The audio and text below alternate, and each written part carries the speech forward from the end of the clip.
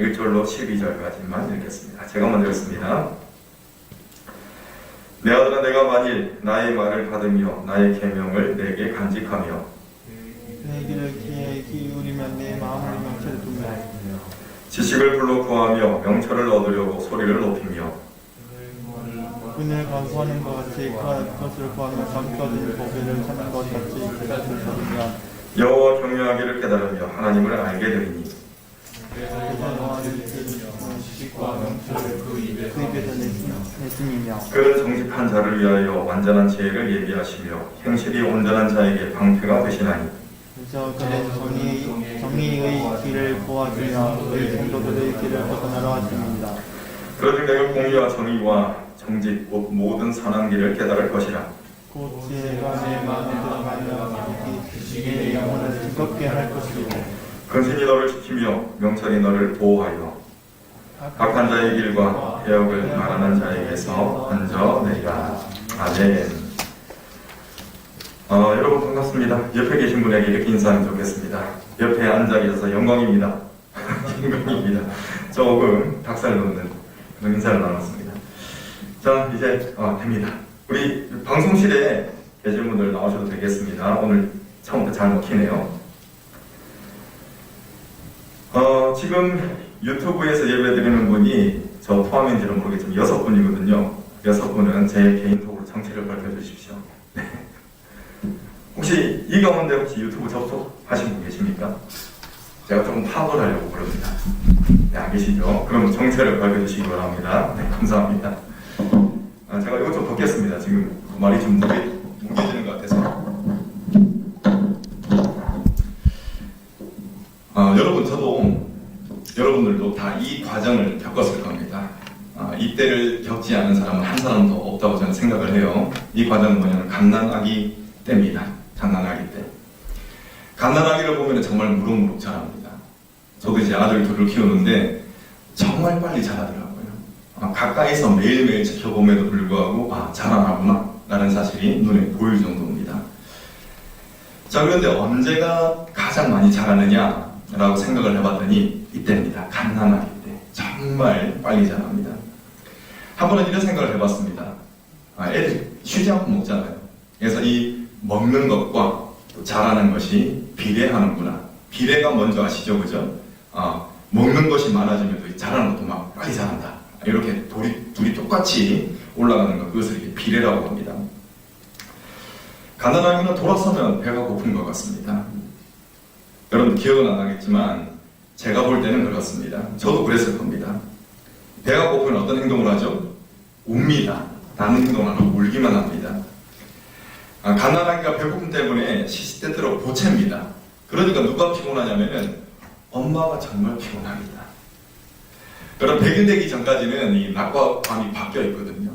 낮과 밤의 구분이 없이 이 갓난아기는 항상 배가 고픕니다. 그러면 배가 고픈데 엄마가 지금 자고 계시네. 그러니까 엄마 일어났을 때 내가 고쳐야 되겠다. 갓난아기 그렇지 않죠. 배고프면 바로 울어요. 그러니까 이제 엄마의 얼굴을 보면 다크서클이 막 내려옵니다. 그리고 피부에 처녀 때는 굉장히 윤이 바짝바짝 났다 할지라도 아이를 기르면서 이제 엄마의 피부에 윤이 사라집니다. 윤기가 사라집니다. 그런데 반대로 아이는 어떻습니까? 엄마는 살이 빠지지만 아이는 살이 포동포동 오르고 또 피부는 더 윤이 이제 빛깔이 반짝반짝 나는 것이죠. 아이는 그렇습니다. 여러분, 그리고 아이들이 커가면서 편식을 하는 거 혹시 보셨나요? 편식을 하는 걸 저는 본 적이 없습니다. 물론 이제 아이가 한 7살, 4살, 3살, 4살 이 이상 됐을 때 나 이 음식 싫어 이렇게 편식을 하는 것이지 갓난아이들은 편식을 하는 법이 없습니다. 왜 그러냐면 사실 아기 때는 먹을 게 젖밖에 없거든요. 이 다른 음식이었기 때문에 편식을 안 합니다. 그래서 어떻게 되냐면은 자기에게 먹을 것이 주어졌을 때 분유라든지 아니면 엄마가 지금 모유를 먹인다든지 이런 기회가 주어졌을 때 정말 최선을 다해서 먹습니다. 이것이 갓난아이들이 광속 성장을 하는 이유다. 저는 그렇게 생각을 합니다. 오늘 말씀을 보니까 우리에게 영적 성장의 비결을 알려주고 있습니다. 말씀의 순종함으로 인해서 이루어지는 그런 영적 성장이 있다는 것이거든요. 근데 이 성장이 빠를 수도 있고 때로는 느릴 수도 있습니다. 그런데 이 말씀을 통해서 성장한다는 사실만큼은 분명합니다. 여러분, 체질이라는 게 있죠. 체질. 여러분들은 어떤 체질입니까? 체질의 이 사전적인 의미를 살펴보니까 날 때부터 지니고 있는 몸의 생리적인 성질, 그리고 건강상의 특질이라고 정의하고 있습니다. 그것이 바로 체질입니다. 사실 영혼이라는 것은 눈에 보이지 않습니다. 그래서 영혼의 성장이 이 정도 되는구나 라고 가늠하는 것은 거의 불가능한 것이죠. 하지만 자신의 영적인 체질이 변했다라는 사실, 그것을 감지할 수는 있습니다. 그것을 만약에 감지해낸다면은 내 영혼이 성장하고 있구나 라고 생각을 해도 괜찮을 것 같습니다. 내가 좋아하는 것의 변화를 살펴보면 내 영혼의 변화를 알 수가 있는 것입니다. 영적인 체질이 변화되었다는 것은 여러분 무엇을 통해서 알 수 있냐면은 내가 말씀을 대하는 태도, 그것을 보면은 내가 변화가 생겼다 아니다라는 것을 알 수가 있습니다. 만약에 영적인 체질이 변화되지 않았다면 하나님의 말씀이 어떻게 다가오겠습니까? 나에게 답답함을 주는, 안 된다는 게 너무나 많잖아요. 그래서 내 체질이, 영적 체질이 변화되지 않았다면 답답함을 주는 족쇄처럼 이 하나님의 말씀이 여겨지게 될 것입니다. 그런데 영적인 이 체질이 변화가 된다면 똑같은 말씀이에요. 예전에는 나를 막 못 살게 구는 그런 말씀입니다. 귀찮게 굴고. 그런데 그 말씀이 어떻게 다가오냐면은 양약과 같이 다가온다는 것입니다. 성경저자 시편 기자는 이렇게 고백하지 않습니까? 하나님의 말씀이 송이꿀보다 더 달자라고 고백을 하는 것입니다. 왜냐하면은 영적인 체질이 변화가 되었기 때문에 그런 고백이 나오는 것입니다. 여러분, 이 잠언의 말씀은 기본적으로 전달하고자 하는 대상이 있습니다. 어떤 대상자라면은 영적인 체질이 변화되어서 성장할 준비가 되어 있는 사람들, 이 사람들을 기본적으로 대상으로 삼고 있습니다. 예수님께서 공생애 때 이런 말씀을 하셨죠. 들을 귀 있는 자는 들으라 라는 말씀을 종종 하셨습니다. 여러분, 세상 귀가 없는 사람은 어디 있겠습니까? 이 생리적인 귀는 웬만하면 다 가지고 있습니다. 그런데 왜 예수님께서 귀 있는 자는 들으라 라고 말씀을 하셨을까요? 그것은 무엇이냐면은 이런 물리적인 소리, 생리적인 소리, 이 소리는 들을 수는 있지만 영적인 소리를 듣지 못하는 영적인 귀머거리가 있기 때문에 그렇습니다. 그래서 귀 있는 자는 들어라 라는 말씀을 하셨다는 것이죠. 여러분, 사실은 우리 사람은 기본적으로 영적인 소리를 들을 수 없는 그런 존재였습니다. 왜냐하면 귀가 닫혀있기 때문에, 이 죄 때문에 막혀있기 때문에 그렇습니다.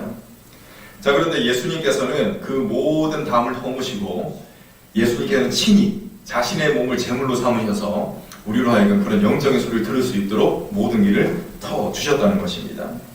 그리고 그 길을 예비하기 위해서 오신 예수님께서 뭐라고 말씀하셨죠? 들을 귀 있는 사람은 들으라 라는 뜻 깊은 그런 말씀을 하셨다는 것입니다. 여기 앉아 계시는 여러분들이 예수님께서 말씀하시는 이 들을 귀 있는 영적인 귀가 있기를 간절히 소망합니다.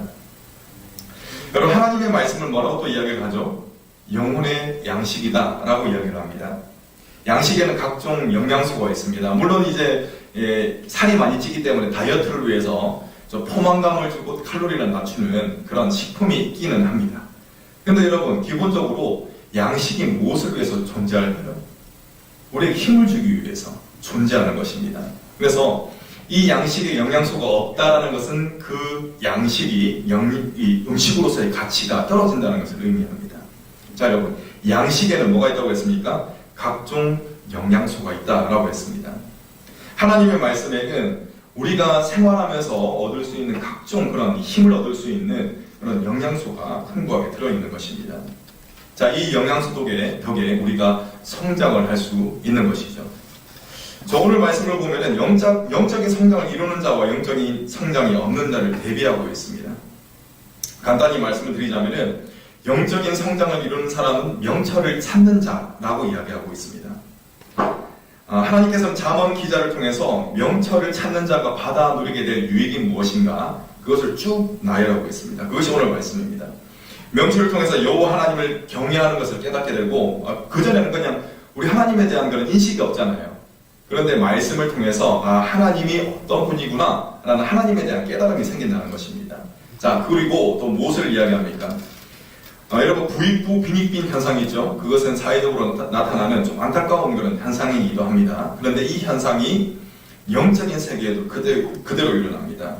그래서 깨달음을 얻은 사람은 더 깊은, 하나님에 대한 더 깊은 깨달음을 얻게 되고, 또 하나님에 대한 깨달음이 없는 사람은 계속 무지한 상태로 남아있게 된다는 것입니다. 그것을 오늘 말씀은 이야기하고 있습니다.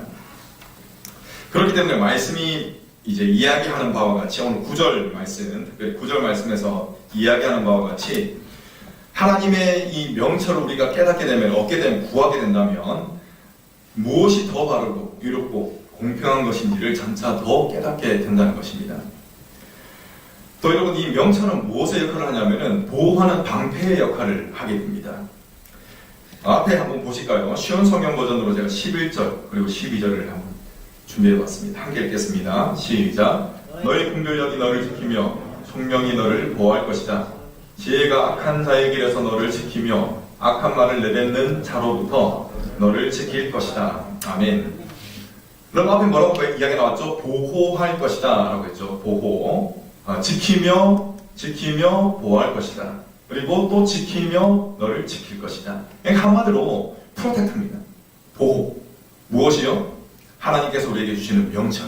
근데 이 명철은 그냥 자동적으로 우리가 좀 이런 고약한 심리가 있지 않습니까? 그 나무 밑에서 입 벌리면 알아서 들어오면 좋겠다 이런 심리가 있어요. 근데 그렇게 들어오지 않습니다. 하나님의 이 명철 찾고 구할 때 이렇게 들어오고, 또 이 명철이 너희들을 지키게 될 것이다 라고 이야기하고 있는 것입니다. 여러분, 이 보호를 받는 것, 지킴을 당한다는 것은 굉장히 중요한 일입니다. 사람이 부모의 곁을 떠나기까지는 이 부모로부터 보호를 받지 않습니까? 많은 이제 사회적인 그런 통계를 보면은 마땅히 이제 청소년 시기까지는 마땅히 부모의 보호를 받아야 되거든요. 근데 그럼에도 불구하고 여러 좀 이제 결손 가정이 있습니다. 그 가정은 마땅히 받아야 할 보호를 못 받는 경우가 생기거든요. 그러면 어떤 경우가 많아지냐면은 이 인격이 틀어져 버립니다. 그게 통계적으로 나타나 있어요. 그리고 여러분들이 지금 이제 다 청년이니까 사회생활을 하시잖아요, 그죠? 사회생활을 하고 또 하셨고 그럴 겁니다. 그러면은 막 사회생활에서 막 부딪히고 나면은 사회가 녹록지 않구나라는 사실을 깨닫게 됩니다. 왜냐하면 보호를 벗어나니까 내가 부딪혀야 되기 때문에 그렇습니다. 여러분, 보호가 있다는 사실은 굉장히 중요한 사실입니다. 왜냐하면 세상이 험난하기 때문에 이 보호라는 것은 반드시 필요한 것이라는 겁니다. 여러분, 이 말씀을 통해서 이런 이야기 들어봤을 겁니다. 마귀가 이 공중권세를 잡고 있다라는 거, 말씀을 통해서 들어봤을 겁니다. 여러분들도 신앙생활 길게 하셨잖아요. 공중권세 잡은 자라는 말을 들어보셨을 겁니다. 주님이 다시 오시기 전까지는 인시적으로 마귀가 권세를 잡고 있습니다. 그리고 이 권세는 막강합니다.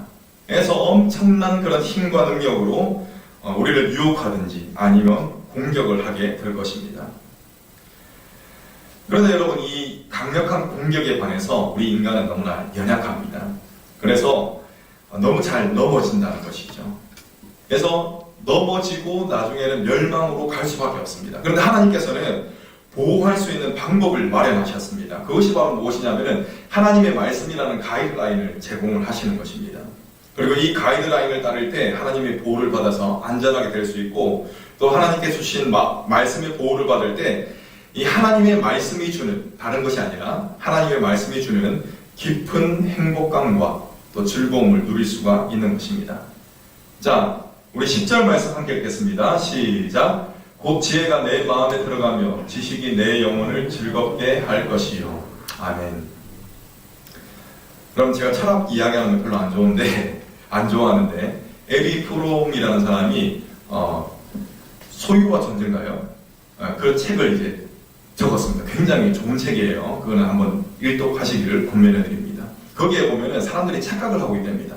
어떤 착각이냐면은 이것도 내 것, 저것도 내 것 해가지고 자기의 소유가 많아지면 행복할 것이다 라는 생각을 한대요. 이게 기본적으로 하고 있는 착각입니다. 그것이 아니라 내가 어떤 존재냐 하는 것이, 그것이 참다운 행복을 가져다 준다는 것이거든요. 근데 하나님의 말씀을 깨닫게 되면 어떻게 됩니까? 지식이 들어오면 내 영혼에 진정한 즐거움이 임한다는 것입니다. 내가 하나님의 자녀구나. 하나님의 보호를 받고 있는, 내가 정말 귀중한 사람이구나. 다른 사람들이 나를 대하는 거 보니까 나를 막 하찮게 대하고 정말 안타까운 경우가 많잖아요. 그럼에도 불구하고 하나님께서는 나를 이렇게 여기시는구나 라는 참다운 깨달음이 있다는 것입니다. 그렇기 때문에 하나님의 이 명체를 깨닫게 되면은 자기의 존재 가치가 올라가고 또 즐거움이 임한다는 것입니다. 여러분들, 지혜와 지식이 영혼을 즐겁게 한다라고 했습니다. 제가 제 개인적인 이야기를 조금 해드릴게요. 이 설명을 위해서. 제가 보시다시피 지금 보기에는 괜찮아 보일지 몰라도 운동량이 부족해가지고 좀 배둘렘이 좀 있어요. 살이 좀 쪘어요. 그래서 가족들과 운동을 해야 되겠다 하면서 이 결정을 내리고 나름대로 노력을 하고 있습니다. 그래서 근린 공원에 가가지고 배드민턴도 치고 또 산책도 합니다. 그러다가 최근에 어떤 기회가 생겨가지고 S보드 있죠. S보드가 생겼습니다. 그래서 그거를 좀 배우려고 했습니다. 제가 한 번도 안 타봤거든요. 그래서 유튜브를 검색을 해가지고 어떻게 타는 법을 좀 검색을 해봤습니다. 자, 그래서 보니까 요런 게 있더라고요.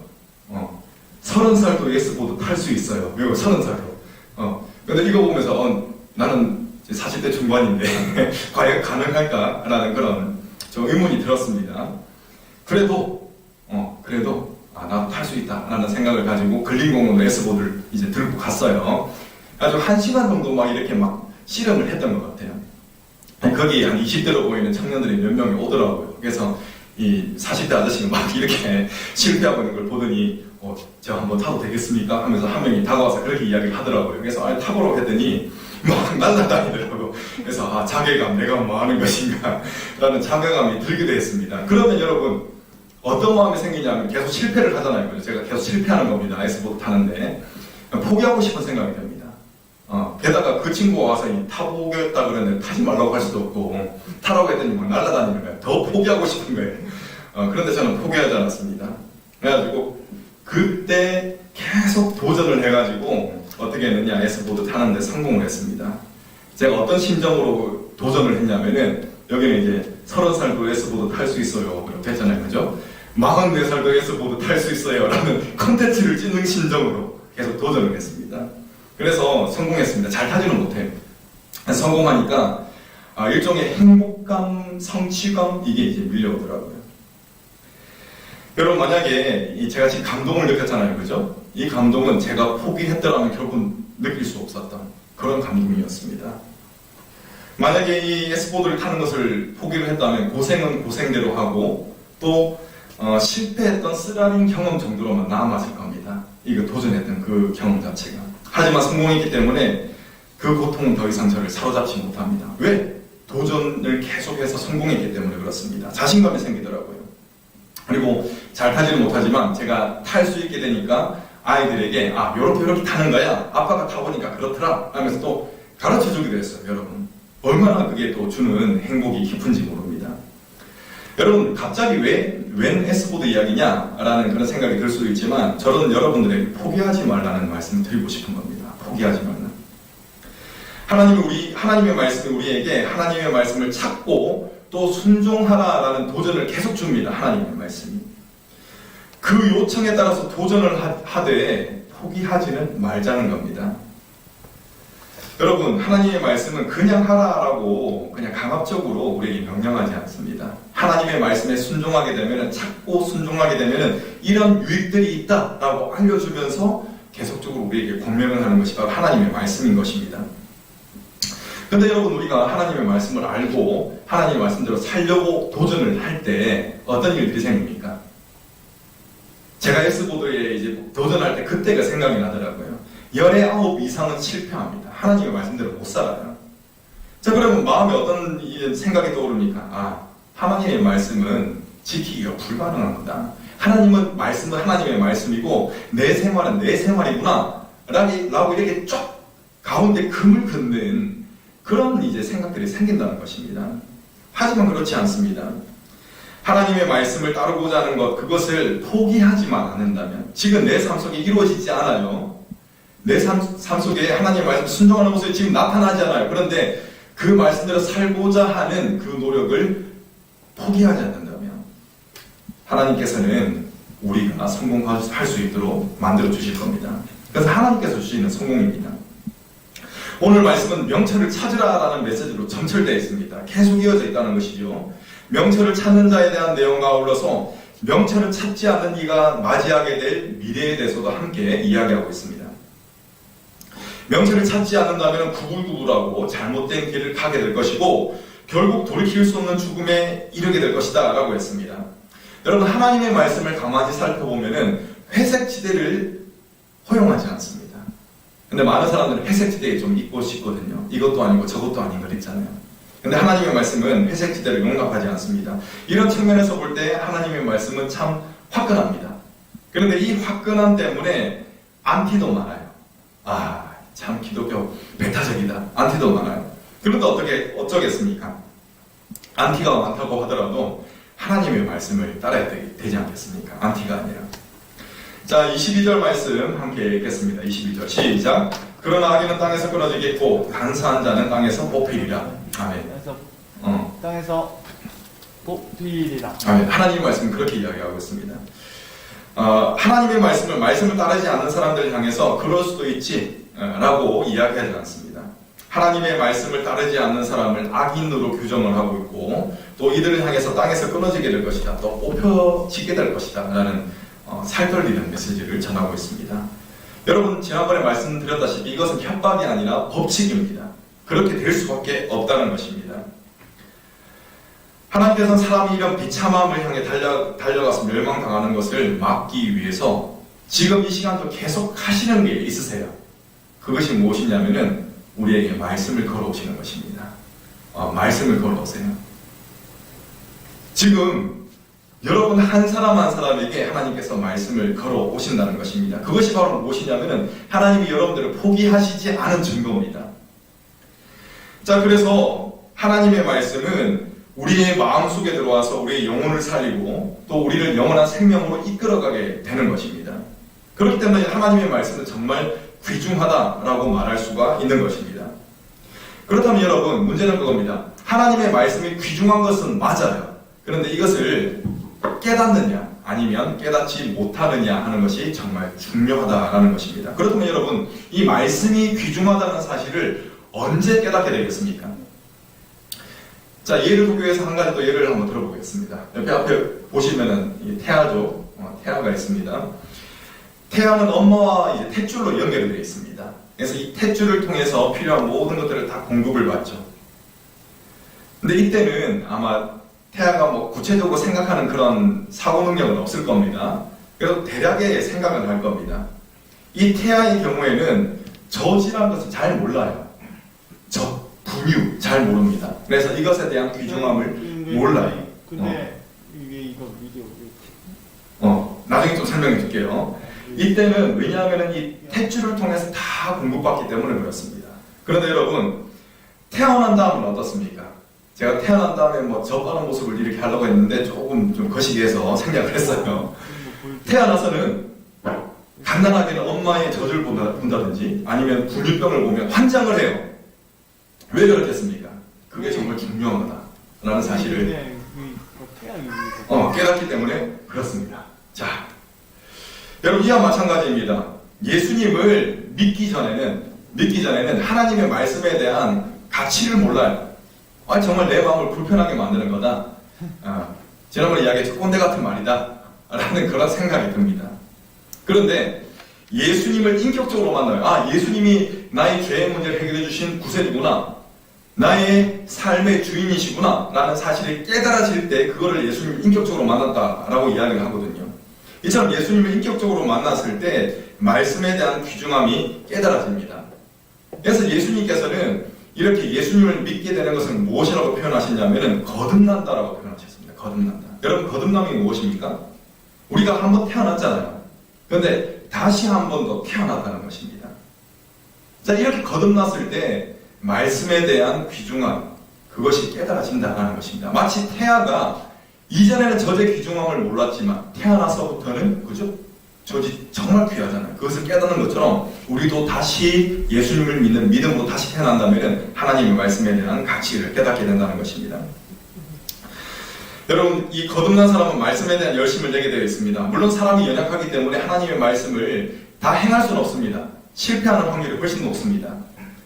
자, 그렇지만 뭐만 안 하면요, 포기하지만 않는다면은 결국 하나님이 이루어 나가십니다. 여러분, 우리가 먼저 포기하는 것이 문제지 하나님께서는 결코 우리를 포기하시는 법이 없습니다. 여러분, 하나님의 말씀 정말 귀중합니다. 귀중한 것은 그냥 나타나는 법이 없습니다. 그럼 어떻게 해야 되겠습니까?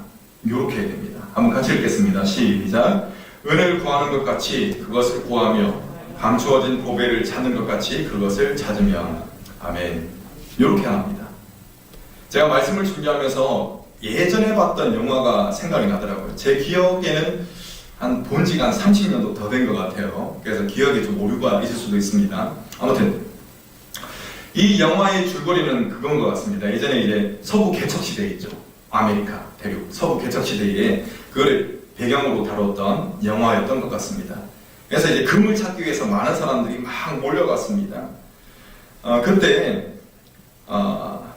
한 가지 장면이 떠올랐습니다. 어떤 장면이냐면은 한 무리의 사람들이 이 금이 이제 땅 속에도 있지만 개울이 있잖아요. 개울 물이 막 졸졸 흘러가는 그곳에도 이제 이 사금이라는 게 있는 모양이더라고요. 금가루. 그래서 그것을 채취하기 위해서 막 사람들이 이 넓다란 접시 같은 걸 막 이 바닥을 쓸고 다닙니다. 근데 어떤 장면이 떠올랐냐면은 한 사람이 굉장히 열심히 이제 사금을 캐고 있었습니다. 근데 클로즈업을 쫙 해주더라고요, 그 사람을. 근데 이 접시 같은 데 이걸 보니까 금이 몇 번 이렇게 건져졌어요. 건져졌는데 다시 버리는 거야. 여러분 혹시 강태공 아십니까? 강태공 낚시를 했잖아요. 근데 고기를 잡을 목적으로 낚시를 한 게 아니라 다른 목적으로 낚시를 했죠. 그럼 질문을 한번 해보겠습니다. 이 사람이 사금을 캘 목적이 없었던 걸까요? 아니에요. 그 사람이 왜 여기 왔느냐? 이 금을 캐기 위해서 왔어요. 그러면 왜 금을 몇 번이나 이렇게 떴는데 왜 도로 버렸느냐? 라는 질문이 떠올 수가 있잖아요. 거기에 대한 해답이 여기 있습니다. 왜 그러냐면은 본인이 사금을 열심히 이렇게 캐고 있을 때 마침 그 주변에 여인이 한 명 지나갔어요. 근데 그 여인이 어떤 여인이냐면은 이 남자가 마음에 두고 있던 여인이었어요. 그러니까 눈은 그 여인한테 고정되어 있고 계속 요구를 하는 거지. 그러니까 몇 번 금을 떴음에도 불구하고 계속 버리는 거죠. 여러분, 어떤 거 지금은 제가 여인을 구하는 것보다 금이 더 중요하다 이게 아닌 거 아시죠? 그죠? 그게 아니라 저는 목적을 말씀드리는 겁니다. 이 사람은 지금 금을 캐기 위해서 지금 일을 하고 있어요. 그죠? 그런데 지금 어디에 정신이 팔려 있습니까? 이성에게 정신이 팔려 있습니다. 그러니까 원하는 목적을 이룰 수가 있습니까? 없습니까? 없는 것이죠. 여러분, 우리도 마찬가지입니다. 하나님의 말씀의 값어치를 따져본다면 이 금하고 어떻게 비교를 할 수가 있겠습니까?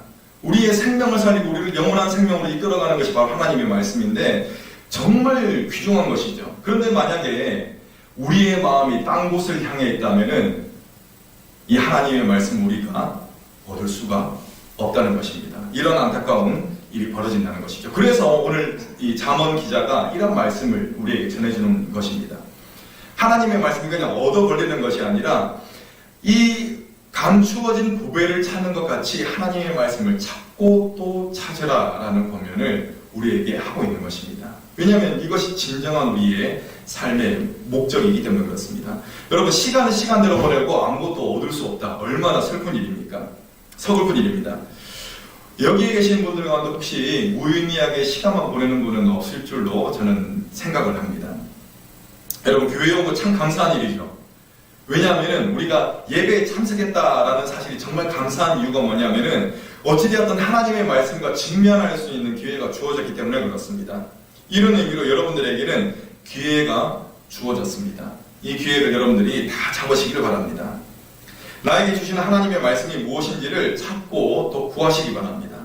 그렇게 한다면 여러분, 하나님의 말씀이 정말 뜬구름같이 여겨지거든요.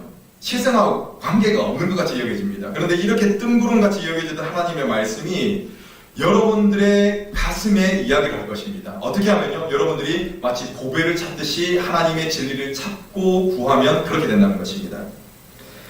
그렇다면 여러분들에게 만약에 수동적인 그런 태도가 있었다면 그 태도들이 다 사라질 겁니다. 대신에 하나님의 말씀을 향한 적극적인 태도가 생기게 될 것입니다. 여러분, 무엇보다도 말씀에 대한 간절함이 있기를 원합니다. 간절함이 있을 때 그만큼 접하는 횟수가 또 많아지게 되어 있습니다. 또 간절함이 있을 때 그 속에서 발견되는 진리가 여러분들의 것이 되는 것입니다. 그래서 여러분, 제가 좀 전에 말씀드렸던 부익부 빈익빈 현상이 일어나는 것입니다. 왜? 하나님의 은혜의 맛, 하나님의 말씀의 맛을 알기 때문에 그런 것입니다. 여러분, 간절함, 이것은 굉장히 중요한 요소입니다. 하나님의 말씀을 보배와 같이 간절히 찾고 구하는 그런 저와 여러분 되시기를 간절히 축원합니다. 아멘.